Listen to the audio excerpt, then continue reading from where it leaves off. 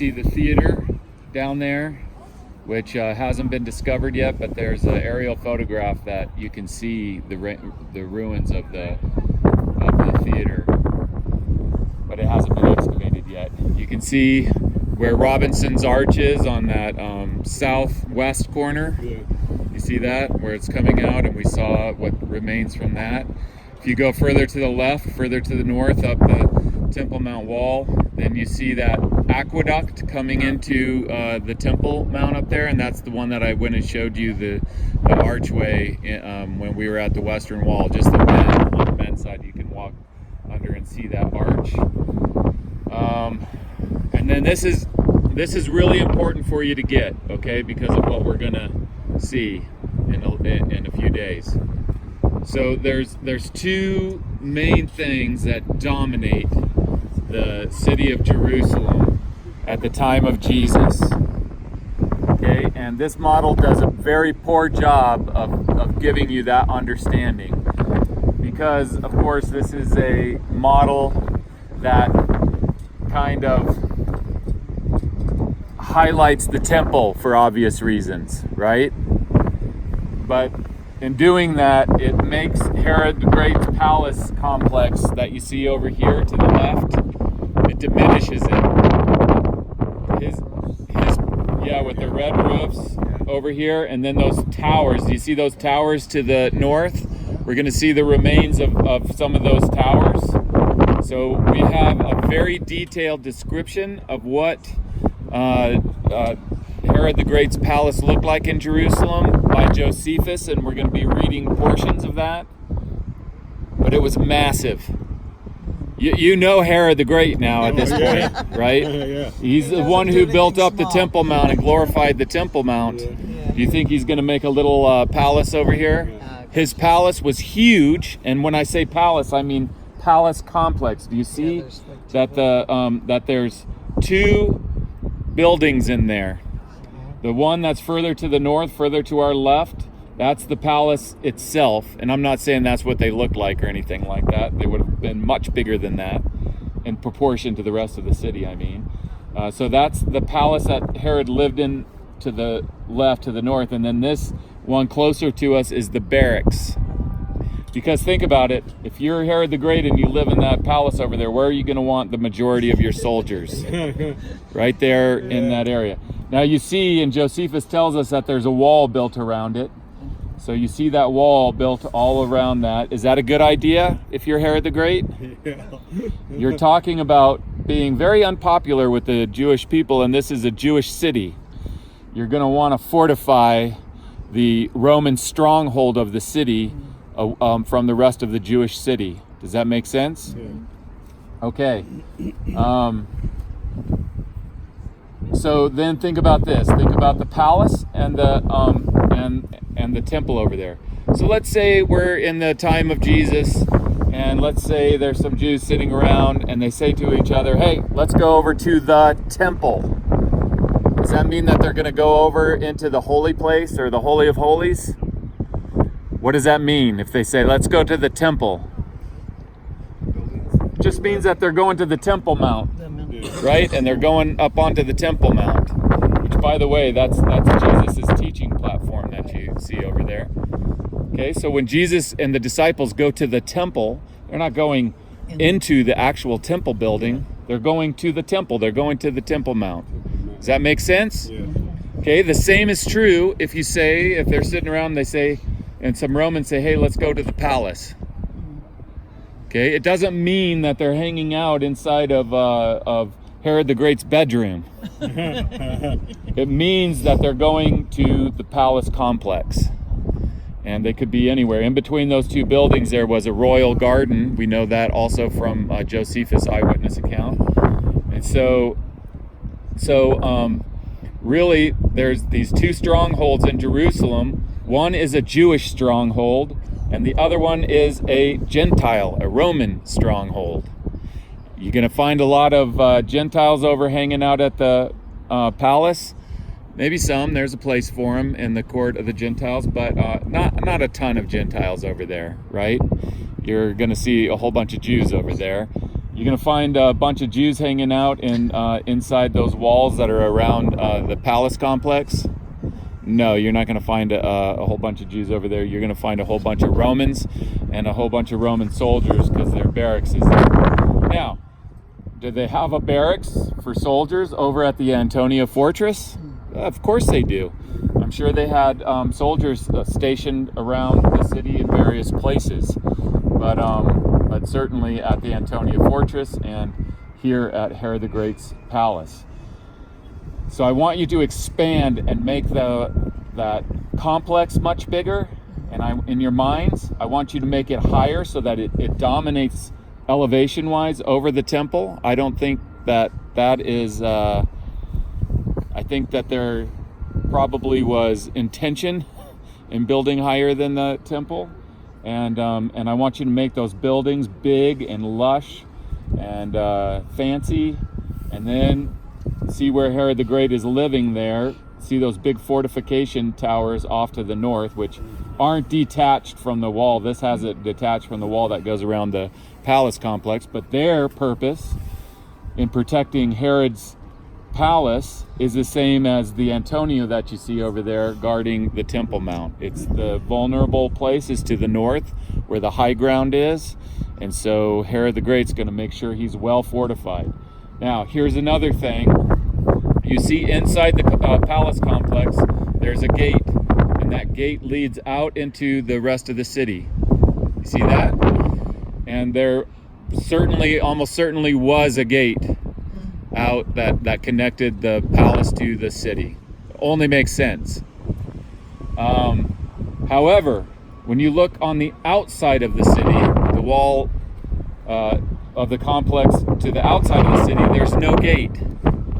Okay, let me ask you again. You're Herod the Great in there with all your soldiers, and this is a big old Jewish city that's very sensitive. You're going to have a gate that leads out of your complex? Yes. Yeah. Absolutely. Because if you got to make a run for it, you're going to make a run for it.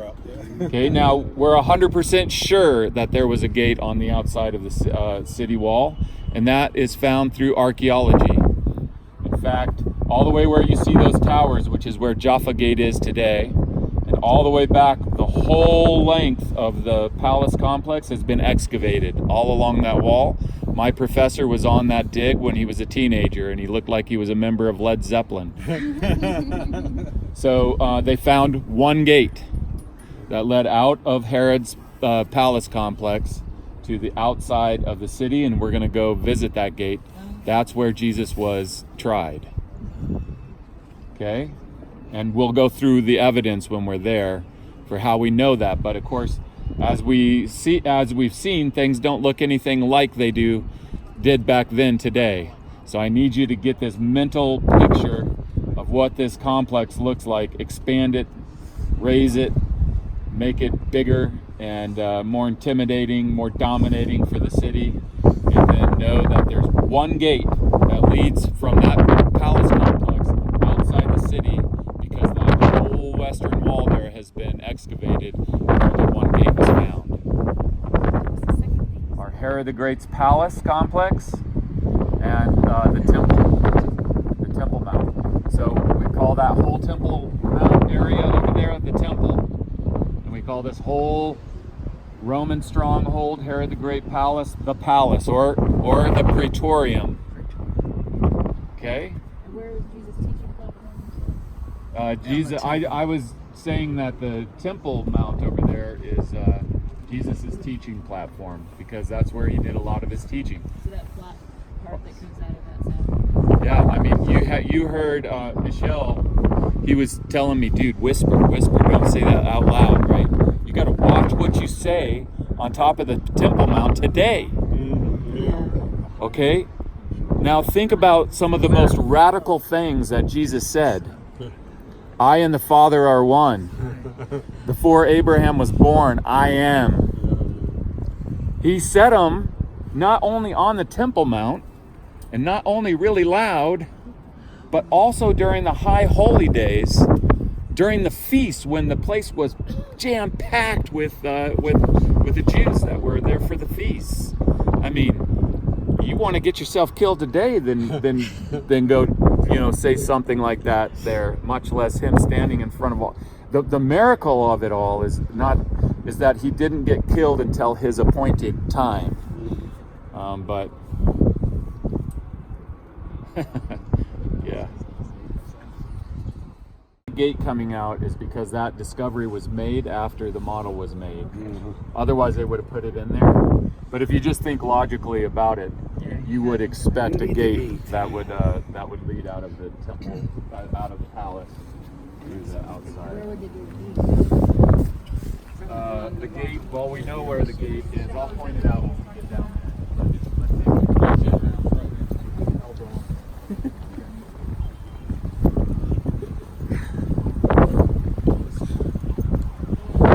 It's too bad you can't catch the comments he makes in your ear on this, huh? The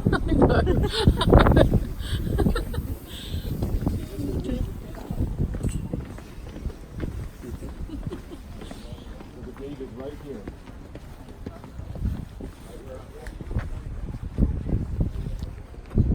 So the barracks is right beyond the gate, and then this is a garden, a royal garden that we'll read a description of from Josephus.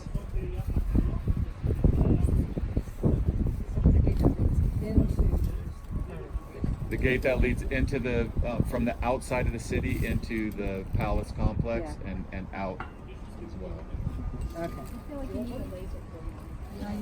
Yeah, right. Yeah. He had one the other day. Where is this laser? This is the praetorium, the palace. The reason it's Herod the Great in his time, it's the palace. And when it's referring to him, it's the palace. But then when Pontius Pilate, at the time of Pontius Pilate, it's the praetorium. But it's the same. But it's the same thing. Okay, now come to this position where I am right here.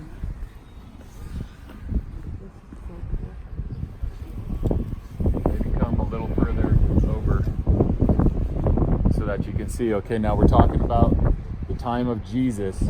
So take this third wall here, okay, and erase it. And all these houses in here, and erase them. Okay, so we're only dealing with that city in there at the time of Jesus. This wall here was built by Herod Agrippa the First, about a little over a decade after Jesus was crucified, buried and raised. Okay. Now, so with that erased, now we're looking at the city, the second wall, as the outer city wall in the time of Jesus. And if you look over where I'm pointing right there, you see a gate. You see that? Yeah. That's called Geneth Gate, which means garden gate. And that's actually been found archaeologically. So it's facing us. But when it was found, it was on this wall over here, facing this way, like this. Okay.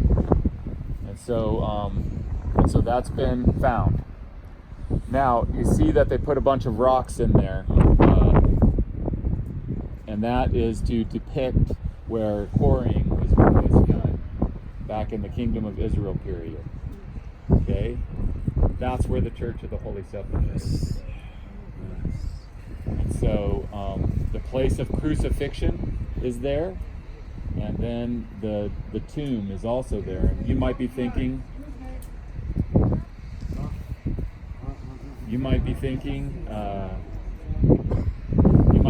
well, wow, those two places are really close to each other. That's kind of hard to imagine and believe. But we'll be going over those verses, and that's what the Bible says. The Bible says that outside the gate there was a garden, and inside the garden there was a tomb. There was both the crucifixion place and the tomb inside the same garden. Then they find the garden gate that Josephus talks about, facing this way, with the road coming out along the wall like that and going out this way. And the place of crucifixion, Hebrews says, happened outside the city gate. And so This is the place that we have one thing on top of another as we're going to be going through in a few days on our last day of touring. What was the name of the gate again? Geneth, which means garden. And this is a gate that Josephus talks about.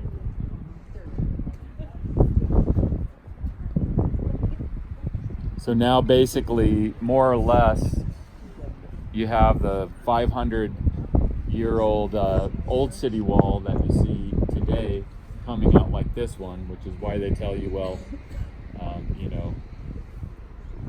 that can't be the tomb of Jesus because it's inside the wall. Well, it's inside a wall that was built after the events that we're talking about.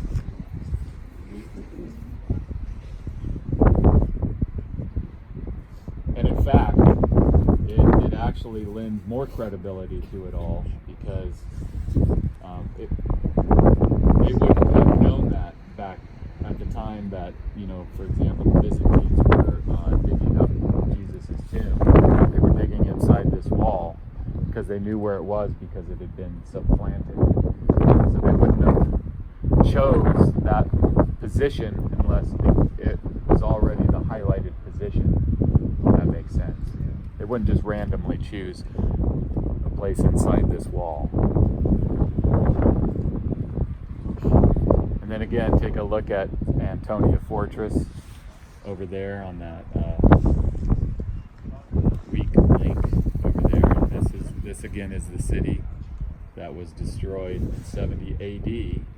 So you're looking at you're looking at the Jewish city that of course is controlled by the Romans, who have their stronghold over here and in the Antonia, so it's under their control, but it's a Jewish city.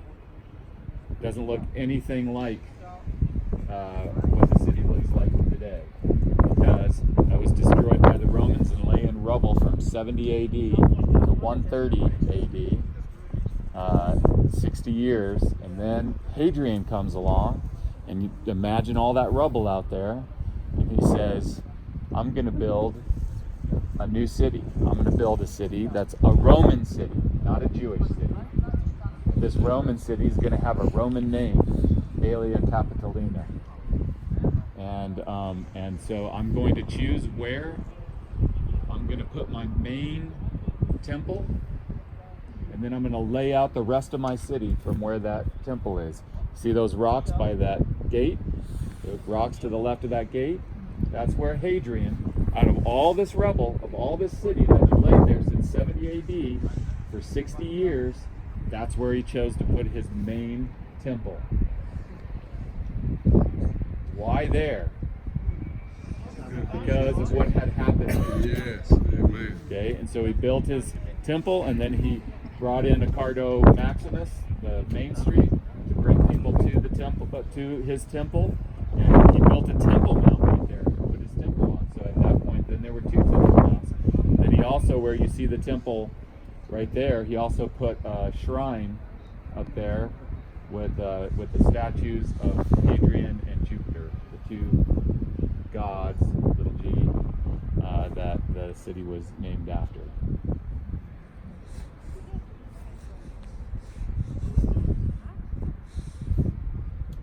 So, the temple that was over the site where Jesus was crucified, so what was that a temple to?